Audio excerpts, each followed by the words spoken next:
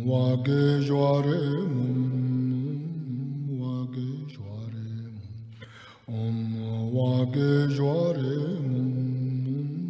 wage joare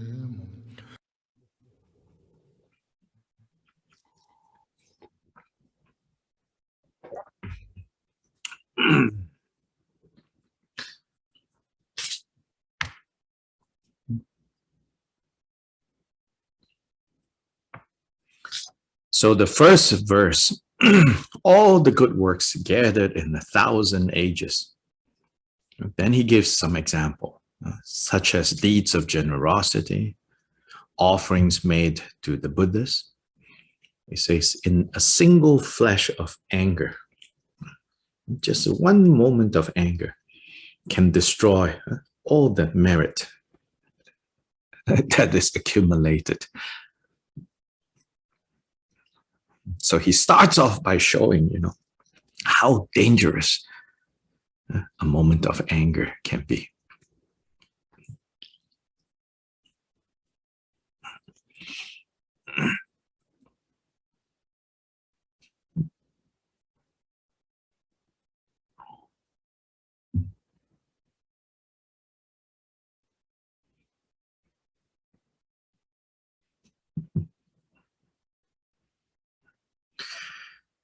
Now, in the commentary for this verse, I can tell you a little bit. They are going to go into some debates, discussion about, well, what kind of virtue? Then they go into categories of like, well, there are 3 types of virtue. The virtue or the merit that brings about happiness in cyclic existence, and the happiness that will lead you to attaining personal liberation, and then the merit that will take you to complete Buddhahood. What kind of merit are we talking about here when we say a single flash of anger shatters them? Yeah. So in the commentary, they will say, well, this kind of merit can be destroyed by anger. This kind of merit cannot be destroyed by anger. Yeah. So here's my humble opinion about such attempts and such, discussions. I think we take away from Shantideva's warning. If we get into too quickly hair-splitting details of what kind of merit can and cannot be destroyed. I think for most of us, it's good to always remember what he says here. Like so much of all the good that you're trying to accomplish, so much of what you think is good about yourself. What makes you feel good about yourself? So merit, even in that sense, what you think to be good about yourself, what you think to be good about this world, they can, as good as those things are, and as much as we really count on them to make us feel good, today is good, this week is good. But he's saying all of this, can so easily be dismantled with one moment of anger. I think for us, it's more useful to look at it this way, rather than this kind of merit can be destroyed. This kind of merit maybe can destroy, maybe cannot. This kind of merit definitely cannot be destroyed, That we can learn about later.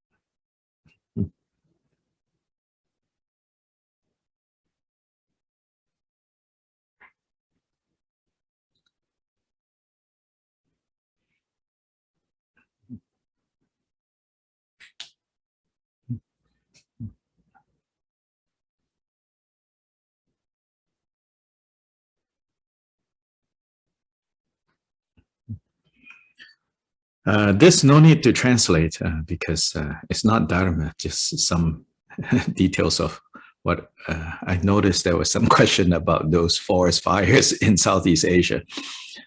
You can Google, omniscient Google will give you a lot of information. Basically, the short version of that is there's a lot of illegal cutting of forests and burning of forests in Indonesia for people who are trying to cultivate land into oil, palm oil. So that's why in the US, there's some boycott of palm oil. It's destroying the habitat of the orangutans. And, the reason they burn is because it actually makes the land more fertile. But then the problem is that burning goes uncontrolled. And so from there, the smog that then chokes the air in Southeast Asia. And so, the peat swamp forest burning as waiting in Malaysia knows very well.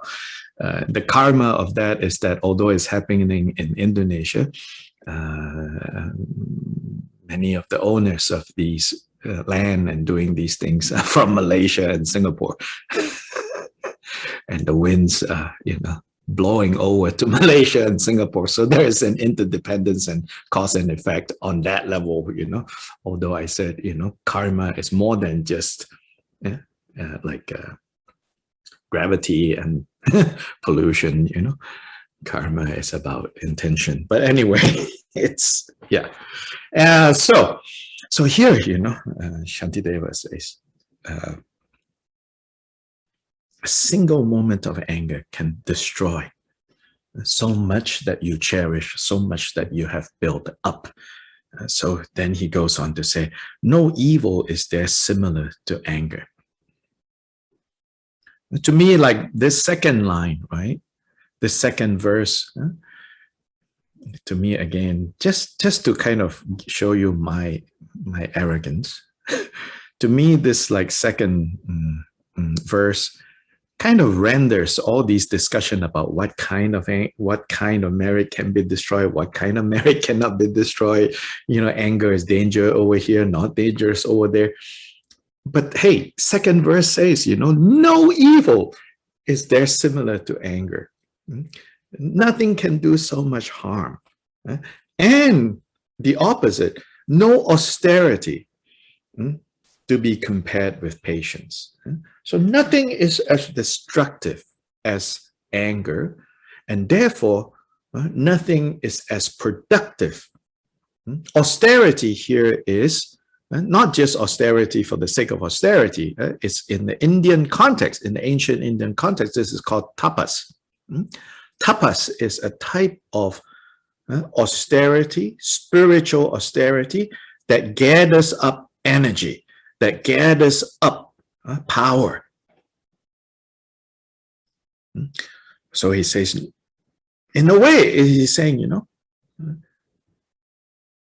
there's nothing as dangerous as anger, but there is also nothing as powerful as cultivating Kshanti.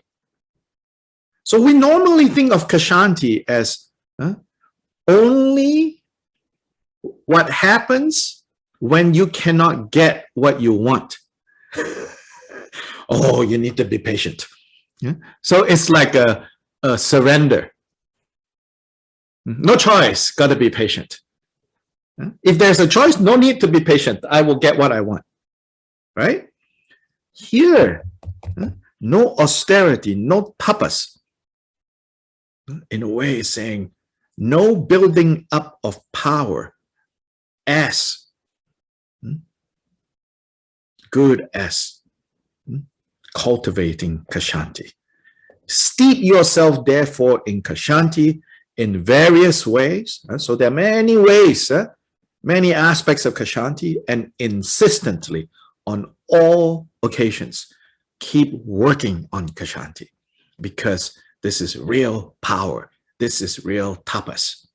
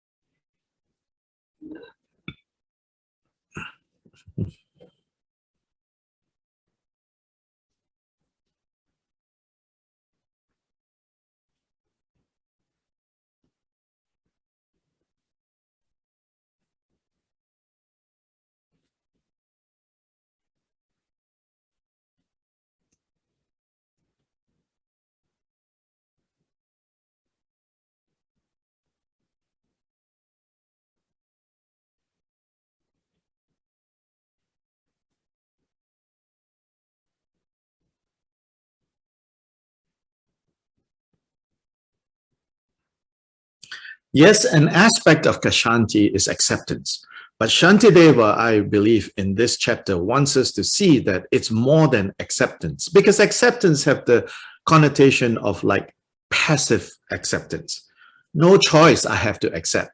No, he wants us to be able to see that Kshanti is actually a type of power. It's not just no choice, have to accept, but that if you cultivate this, you gain power.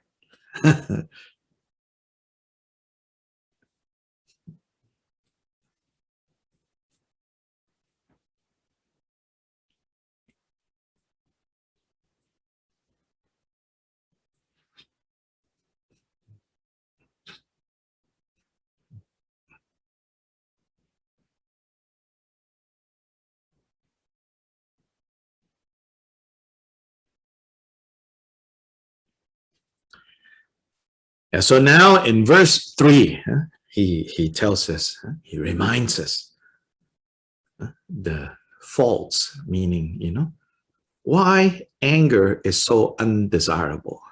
You're like, I think I know.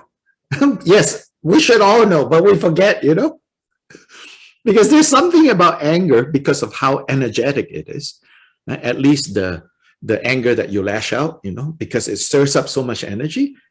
So then we like the energy, but we mistakenly think, therefore, maybe anger is good, But what he's speaking to is especially true for that silent anger, where you don't feel energy, but it's eating you away. It's like a cancer, spreading, spreading, spreading. In fact, it's the silent anger that is even more dangerous. So here he says, those tormented by the pain of anger. So first of all, we need to be able to see. We need to be able to see that anger is a form of pain. Can you see that anger is painful? Therefore, those tormented by the pain of anger never know tranquility of mind, never know peace of mind. Your heart is not settled. Your heart is not home. Your heart, your mind is under attack.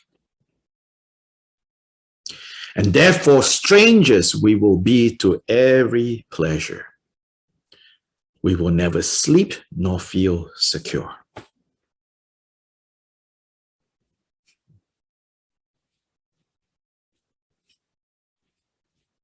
I'm reading in part from my translation that I have.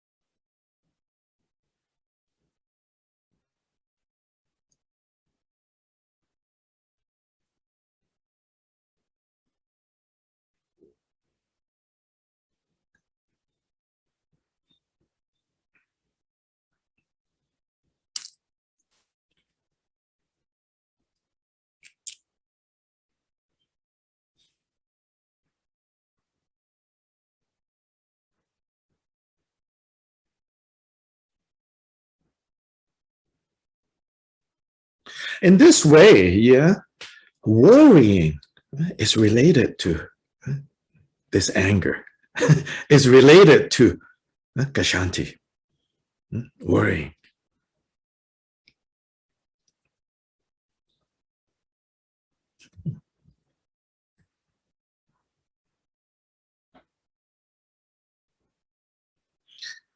So when we are under the power of anger,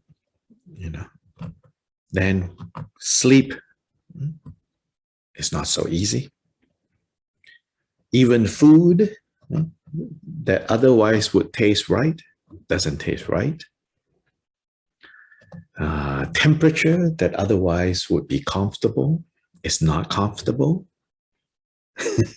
Clothing that feels good and protective doesn't feel right.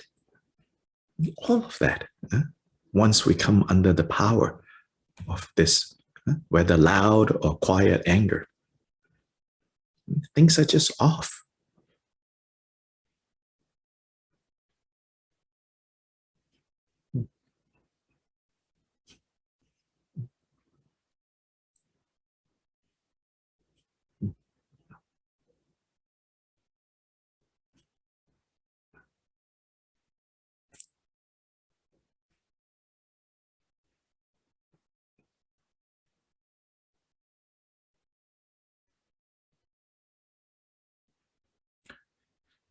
And we even suffer so much, especially.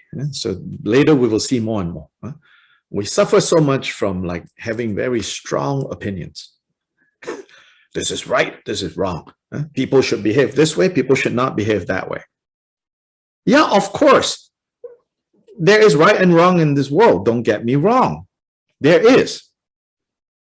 But if you are walking around with that in your head, and going about your day, picking up anger, growing your anger because the guy did not turn the right way, or that person did not put the trash in the right place. These things, will the world be a better place if we all put trash in the right places and put recycling in the right bins? Of course. But if you walk around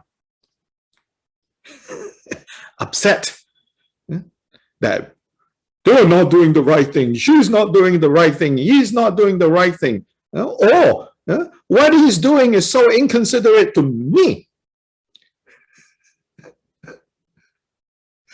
So much dukkha. Like now, all these unvaccinated people, or if you happen to believe the other things, all those vaccinated people, this is the problem, that is the problem. If we walk around carrying all of that, so much suffering.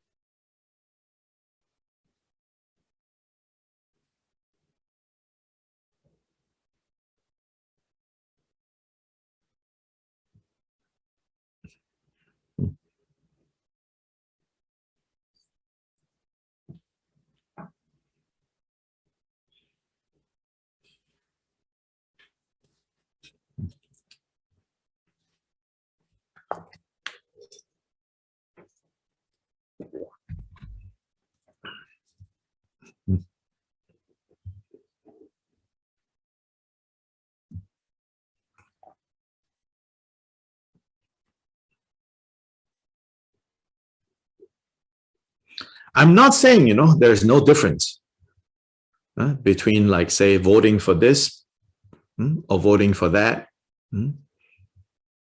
doing this or doing that. And I'm not saying that. I'm not saying that, ultimately all this is meaningless, pointless, or all this, either, like one extreme is ultimately all of this has no meaning. That's nihilism. Or ultimately everything is perfect, therefore nothing to do. That is essentialism. These are the two extremes. But there's middle way. is always cautioning us against both eternalism or essentialism and nihilism. The problem with both of those is they deny the workings of karma. The Buddha rarely criticized the alternative kind of spiritual views that existed around him. He only spoke clearly and strongly when a particular view that denies the working of karma is kind of promoted as the right view. There he would speak, he spoke very clearly. So again, I'm not speaking about like, oh, it doesn't matter, all of that. No, yes, of course it matters.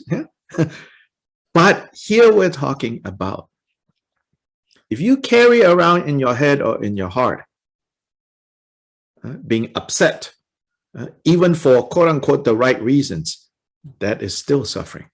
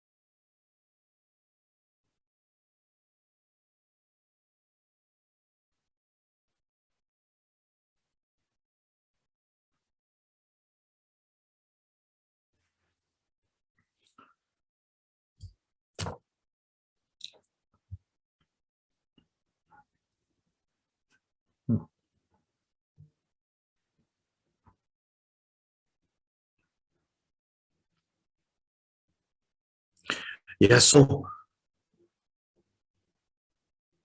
we really need to, kind of develop kind of, you could say, sensitivity, not sensitivity towards other people's actions, sensitivity towards recognizing how much, we go around picking up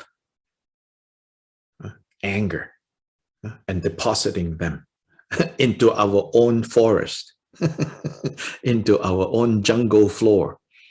Push it down, push it down, push it down. So all the heat is gathering down there and burning us up, So we need to first do that, be able to see that.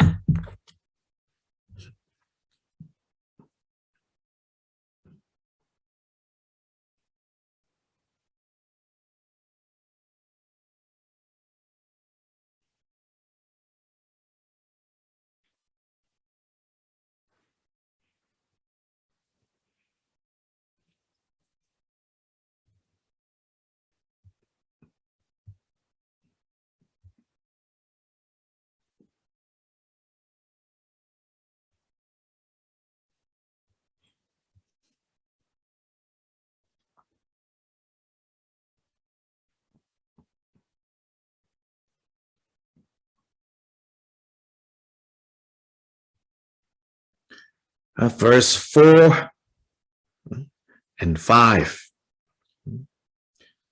Shantideva used an example, that's relatable to his times, where there are these powerful lords, back in his time, there are very few wealthy and powerful people. But those few wealthy and powerful people, they're very wealthy and very powerful.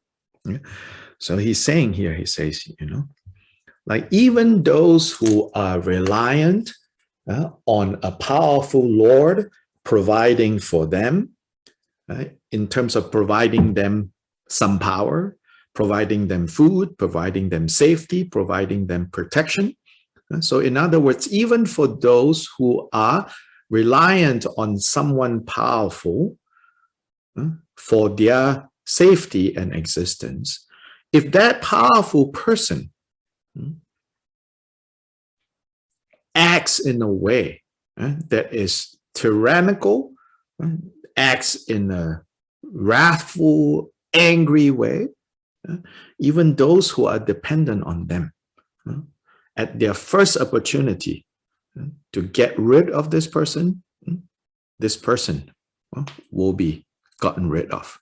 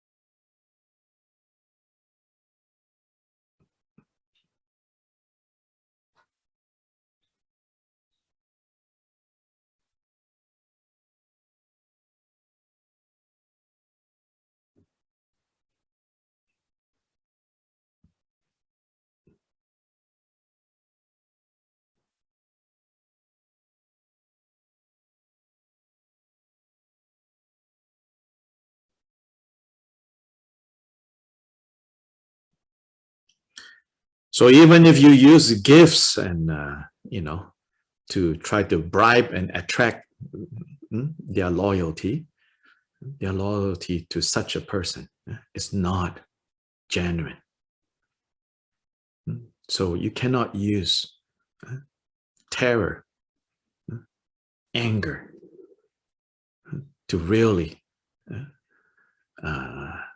kind of win anyone over.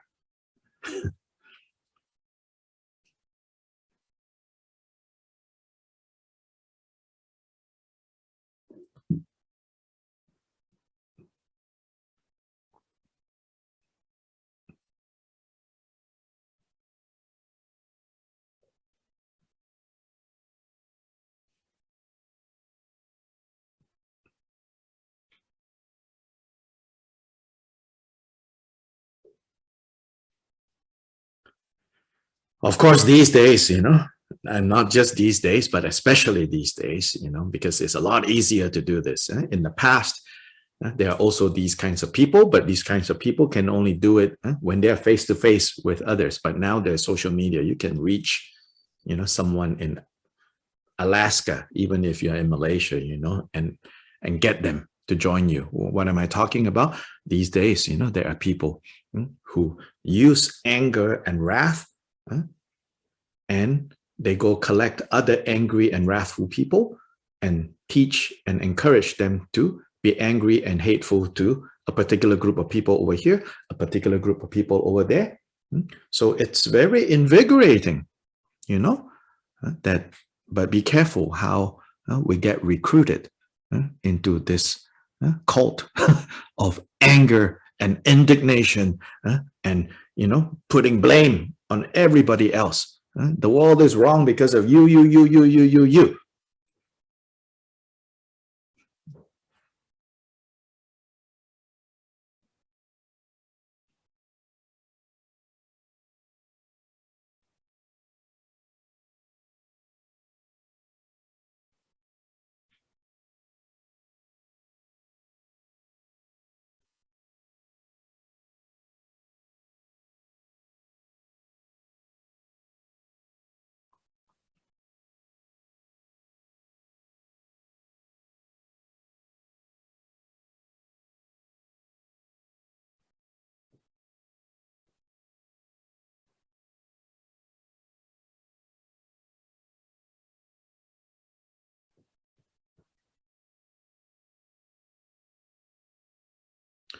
Verse 6, all these ills are brought about by wrath, by anger, which is our sorrow-bearing enemy.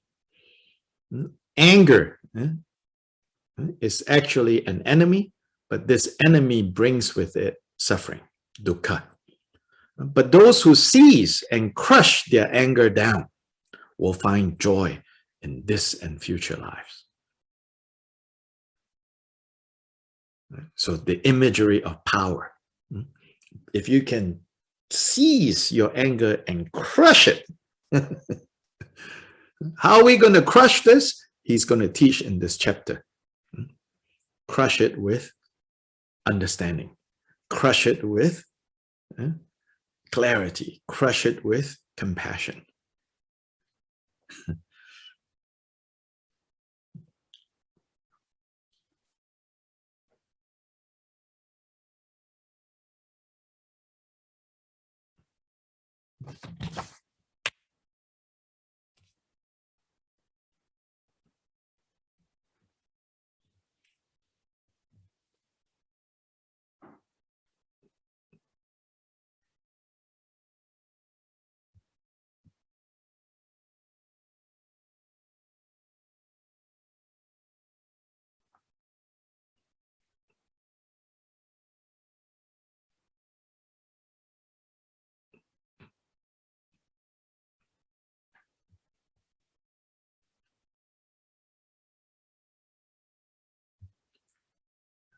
Verse 7 is a wonderful, very succinct, but very useful analysis of how, where this kind of anger that we're talking about, both the loud one and the quiet one, where it comes from, and how does Kshanti work. So here he says, so some of you already identified this, getting what I do not want. Getting what I do not want. And then, and all that hinders my desire. Getting not, so in other words, getting what I don't want. And prevented from getting what I do want. Yeah, getting what I do not want. Being prevented from getting what I do want. These two, by the way, when Buddha taught about dukkha, and he says that there are 8 types of dukkha. These are 2 of them. Getting what you don't want, not getting what you want. So from there, when these 2 situations turn up, then frustration is produced. In my translation, he calls it discontent, meaning frustration. And then from there, my anger finds its fuel. Then anger. And anger, therefore, in a way, what is showing here is anger itself is not the frustration. Frustration and anger, or discontent and anger, closely related, but not the same thing. In that anger is feeding on frustration. Frustration provides fuel for anger to continue and to grow bigger and bigger. Then frustration is the result of desire not being fulfilled. So you see the mechanics of suffering in this simple verse here. So then this anger grows and grows until it beats me down. So what is anger? If we want to define it, it's wanting to cause pain. When faced with certain situations, our desire to cause pain, that's anger.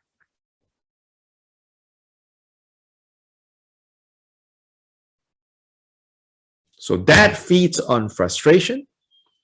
Frustration is a product of desire.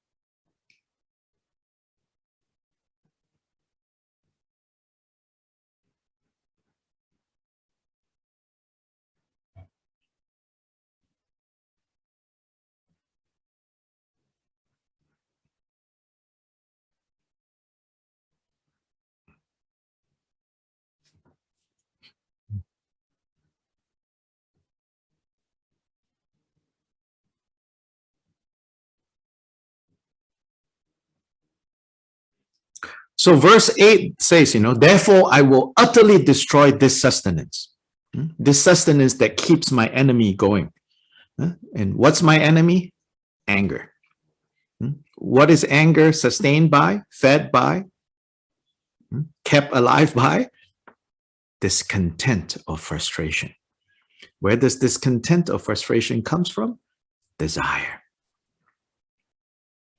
So, as it turns out then, if you want to defeat anger, and part of how to cultivate Kshanti, it's not just brute force, patience, patience, patience, patience. It comes from really understanding the mechanics of the enemy. Now it says, okay, you want to defeat this enemy? Just like the enemies that are attacking you, you cut off their supply line, right? Like the art of war, you cut off their supply line. You starve them. So you starve your anger by stopping frustration. You stop frustration by stopping, controlling your desire. So he says, my foe has no other purpose but to hurt and injure me, meaning anger has no purpose, no other purpose but to hurt and injure me. So this is 7 and 8. These two verses, really beautiful.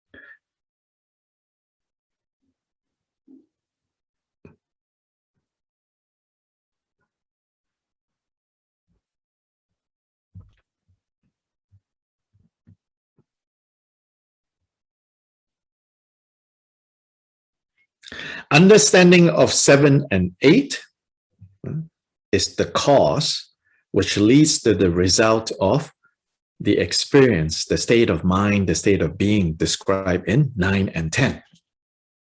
Verse 9 and 10. So verse 9 and 10, it says, so come what may, I'll not get upset. My cheerful happiness of mind, which I will not upset my cheerful happiness of mind. Dejection never brings me what I want.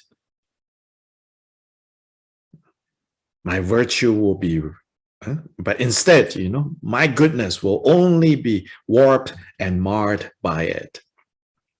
And therefore, if there's a remedy when trouble strikes, what reason is there for dejection? And if it cannot be helped, then by being glum, what would that bring me? So 10 is really good, and that's often quoted and slightly translated differently, depending on who translates that. But it's important to know that 10, it sounds good, but most of the time I think people will say, when they try to practice that, they say, well, I can't. That's because those are 9 and 10 is the result of knowing how to cultivate according to the cause that is spelled out in 7 and 8.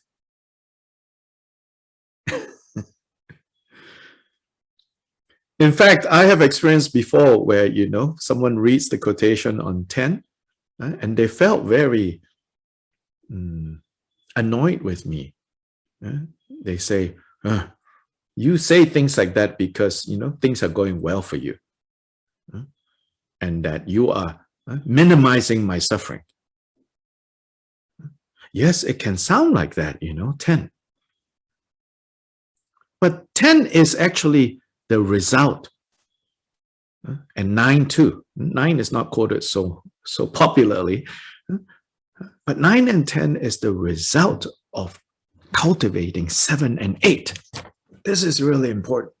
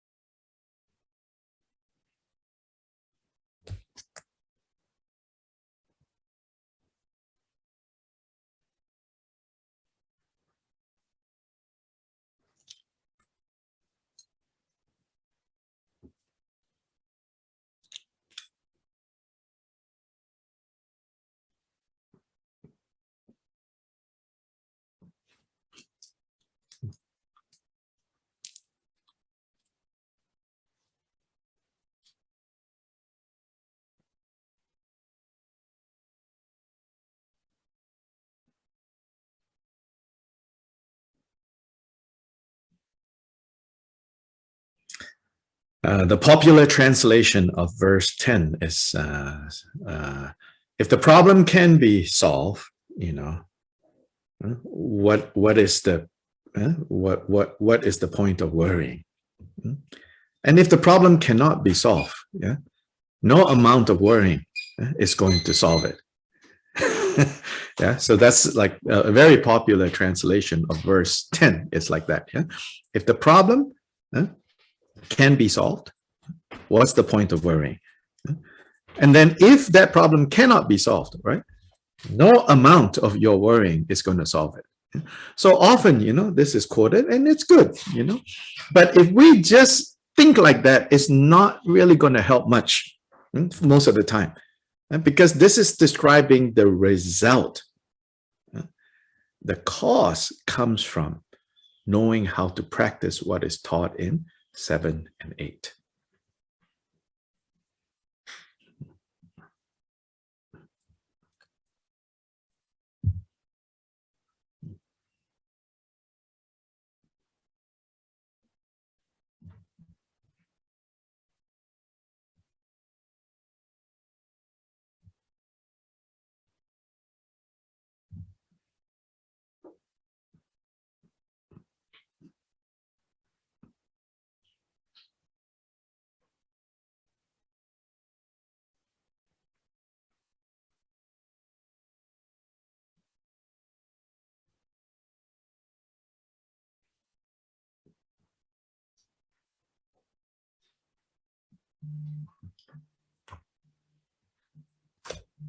Similarly, like verse 9, where it says, so come what may, no matter what comes, I will not let it disturb my cheerful mind, my happiness mind. So sometimes again, we mistakenly think that is the cause. Then when people are upset, we tell them this, oh, you should not let, things like bother you like that. It will only make it worse, Actually, not very helpful, Myself have been guilty of telling people this. Not very helpful. If you really want to help, you have to find ways to communicate to people 7 and 8, which is the mechanics of suffering.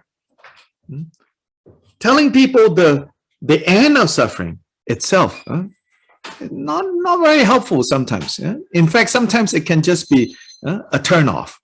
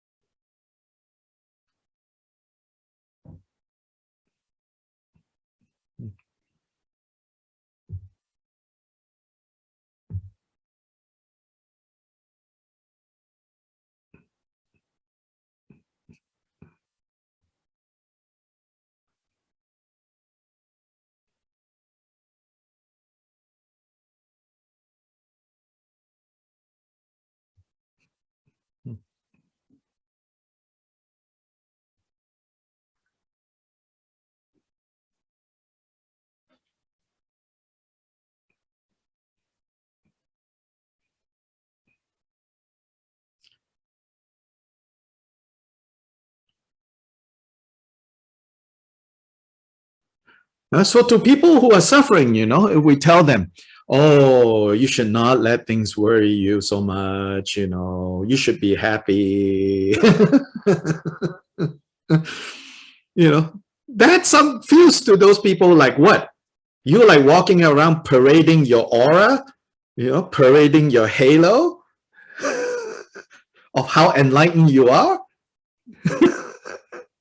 It's really annoying.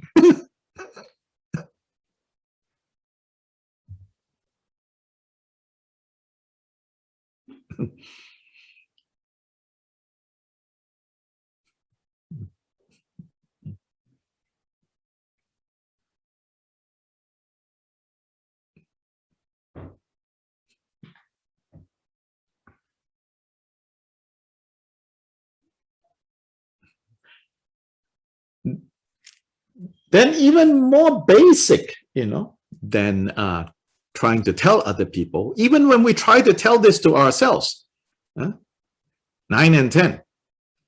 Sometimes we, one side of us get upset at the other side and say, what are you? Showing your halo? Then we give up on Dharma. We say, oh, it doesn't work. All these nice theories. It's not that it doesn't work. We don't know how to work it.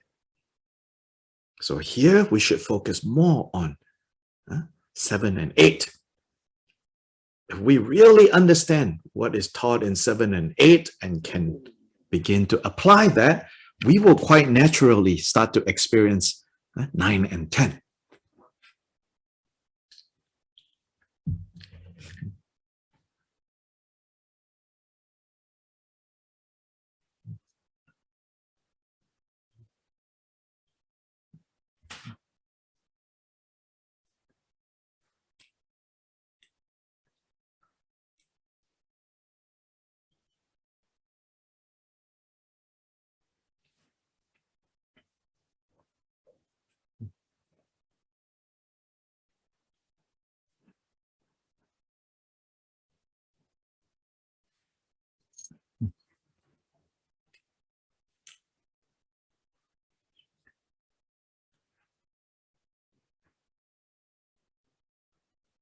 Now let's see.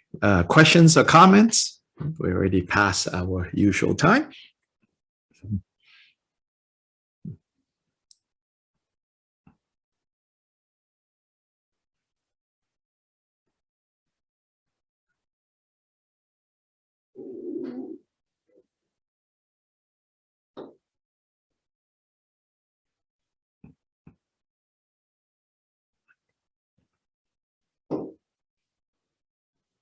Don't be shy.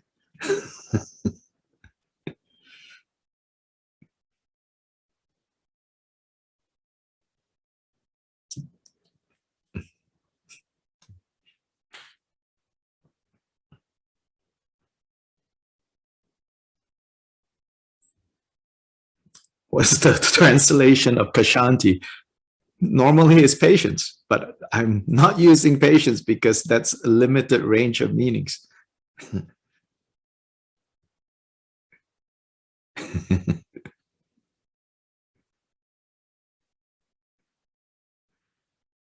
Just like I don't like to use the word suffering because I think it doesn't cover the range that dukkha actually covers.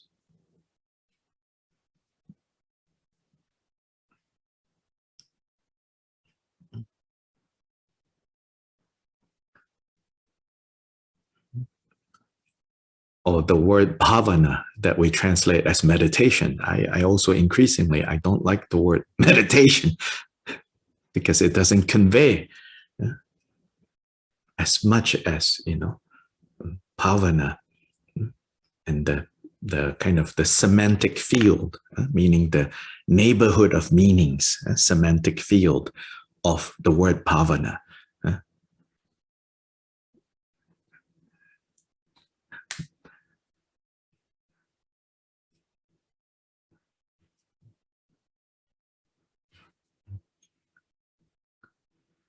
And just if you want to Google, Kashanti is usually spelled in this way, or this way.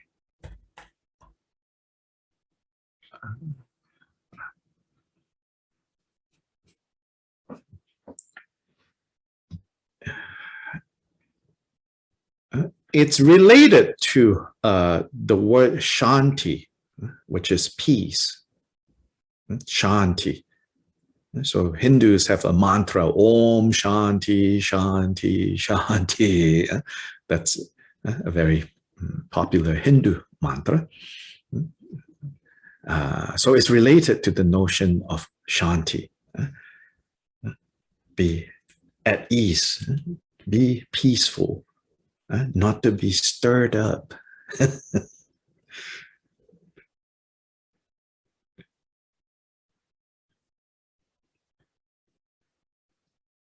Irma?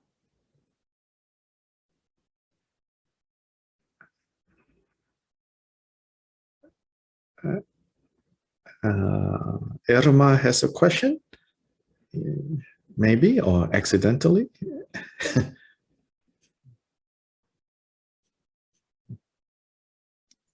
¿Me oye? ¿Se oye? Bueno, es más que una pregunta, un comentario. Agradecerle a Jon el análisis de estos últimos 4 versos, porque efectivamente es muy fácil decir si tu mal tiene remedio, de qué te quejas, y si no tiene, de qué te quejas. Pero este análisis tan minucioso de qué nos enoja, cómo nos enoja, por qué nos enoja, que nos lleva a la frustración y en última instancia a la causa, que es los deseos, aquello a lo que tenemos que renunciar. Me pareció, realmente me dio, es decir, si se puede decir, me iluminó, me abrió la mente en función de muchas cosas. Got it, waiting. I know, I'm just teasing. So Irma says that more than a question, she has a commentary that she would like to thank you for this analysis on the last 4 verses, that it was very very detailed, and the what, the why, the how, anger, well, as a cause, how it is a cause, and what we need to quit.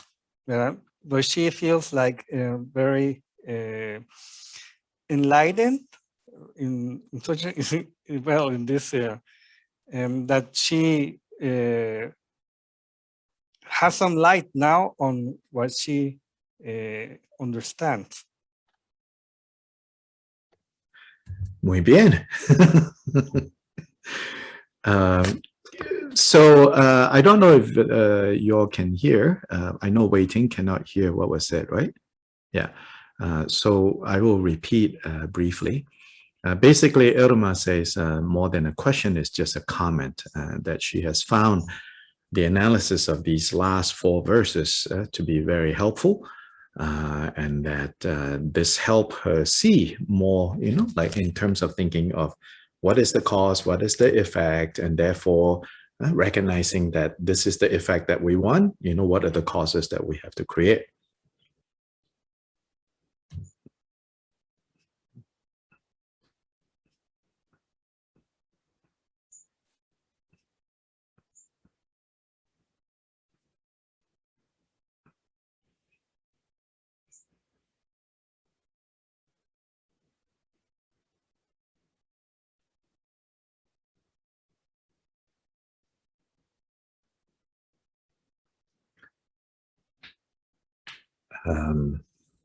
Therefore, especially Kyopa Jigten Sungen, the founder of Drigong Kagyu, in his teachings throughout his life, he emphasizes so much that the importance of understanding that cause and effect, this teaching that the Buddha gave on cause and effect, is not just, like a preliminary teaching, like Buddhism for dummies.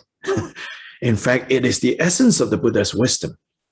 Right? In fact, even more than things like emptiness of inherent existence, of course, all those things are necessary understandings, but even that, what all those other things lead to is the Buddha's ability to see without any obstacle exactly how certain cause is related to certain effects, and how certain effects become further causes for certain other effects, and all its complexity. Therefore, we should never underestimate the importance of the teachings on cause and effect.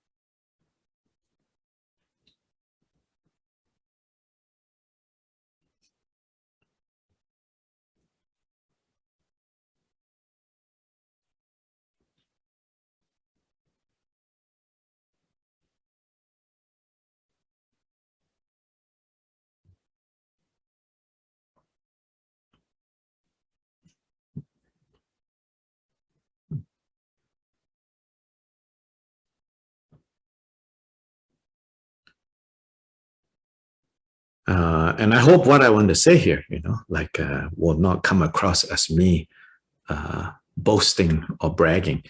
But the available commentaries that have been translated into English that I have looked at, 7, 8, 9, 10 is never really explained in the way that I have emphasized, seeing the cause and the effect. And I'm saying this to you because I want to make a more important point, which is this comes from my understanding of what Kyopa Jigten Sungen taught about cause and effect. The more I understand and appreciate what he's saying about the centrality of understanding cause and effect, the more I begin to see it, in so many other places, that the underlying principle is really cause and effect. Unfortunately, today, there are many ways of talking about Buddhism that to me really undermines the importance of this teaching on cause and effect. It's even being treated as, oh, that's just what Indians believe. That's why the Buddha talked like this. People even say things like that. Or some other people who are more educated will say, oh, but emptiness. In emptiness, no more cause and effect. Oh, mistake. Really dangerous mistake.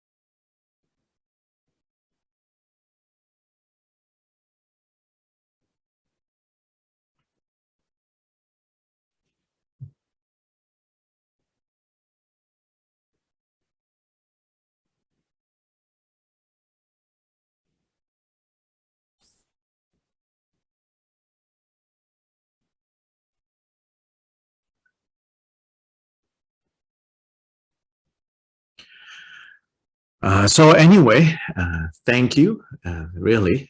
Thank you for attending these classes so that it will keep me focused on this material. Otherwise, I'm just probably doing nothing in particular during these times on Tuesdays and Saturdays.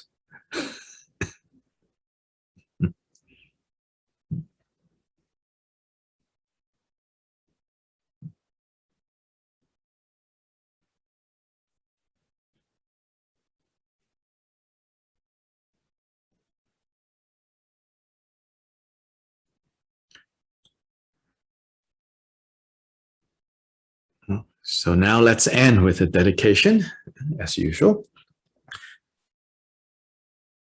Chanchu semchu rinpoche ma ge ba nam ge gyuchi ge ba nyam pa me pa yang Gone gondu bewar sure. Yeah, thank you, everybody. Have a good day, good weekend, good night, sleep well. Thank you. Thank you. Thank you, Dr. Lai. Destroy the enemy and have a good sleep.